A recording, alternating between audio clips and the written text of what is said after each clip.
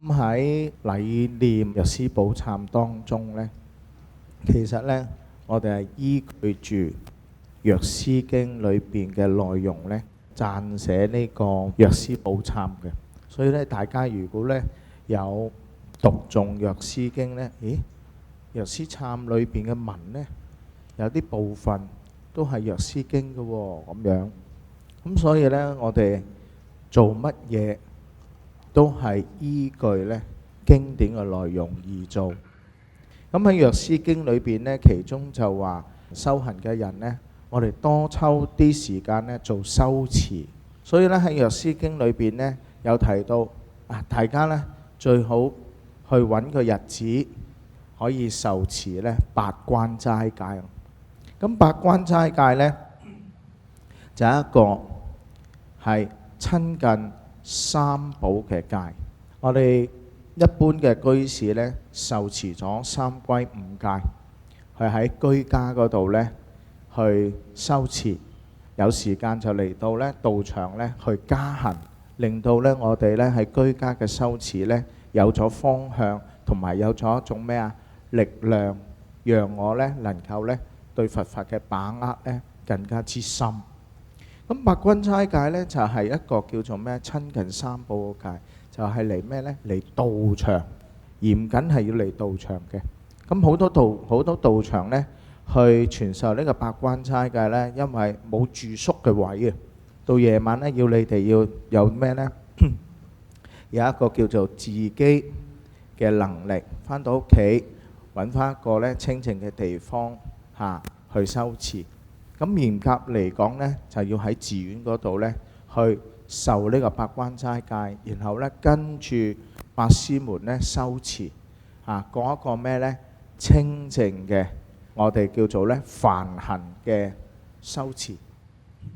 咁所以呢喺經典裏邊呢，教我哋原來要做好自己嘅身心嘅準備，你至能夠呢去配合到呢每個法門嘅要求。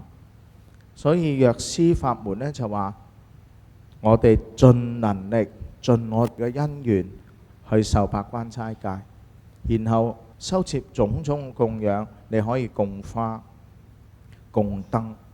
咁供燈呢裏邊呢，就話如果你能夠呢可以點49眼燈，能夠將佢能夠呢去叫做呢延續49日呢，就更加之好啦。咁喺經典裏邊呢，係一個叫做咩啊？一個大嘅啟示俾我哋。我哋又係呢隨份自己嘅功德，能夠點一日燈，點一眼燈，我哋都有功德。咁點解要我哋做到咁大型呢？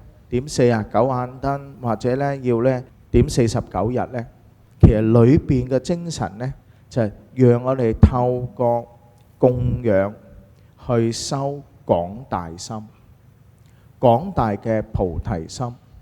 即是我哋一般人呢，我哋想請人客食嘢啊，或者宴客呢，我哋都會諗咩啊？諗豐盛，環境好啲，整理得呢更加之點樣啊？有條理嘅。咁其實喺經典裏邊呢，就話呢八關齋戒呢，就希望令到我哋每個人嘅心心都有條理，調整咗心心，然後去修持供養，去念誦經咒。所以念藥師咒呢，叫我哋要專念受持，念一遍多遍。點解要咁多遍呢？一路念一路念呢，其實就係培養我哋嘅心嘅安住。所以我哋喺藥師法會裏邊呢，希望鼓勵你哋多念藥師佛，多持藥師咒。咁師父你俾個標準我啦，標準就係廣大尤其是而家我哋係計咩啊？計數據。數據越多，但係裏邊要去精。嗰個精就係咩呢？佛教講嘅就係發菩提心，發廣大嘅菩提心。而呢，你嘅體驗，你嘅感受係唔同嘅，係增長到我哋每個人嘅心嘅歡喜嘅平等。咁希望我哋呢喺呢個藥師法會裏面，除咗法師帶領你哋禮念誦呢個藥師懺之餘呢，希望大家可以呢再加行自己去念聖號持咒，唔好理佢幾多遍，但係你話俾自己聽，我係用廣大嘅心呢去念誦嘅，呢個係最難得，同埋呢佛教嘅核心就係要我哋培養有廣大嘅菩提心。阿彌陀佛。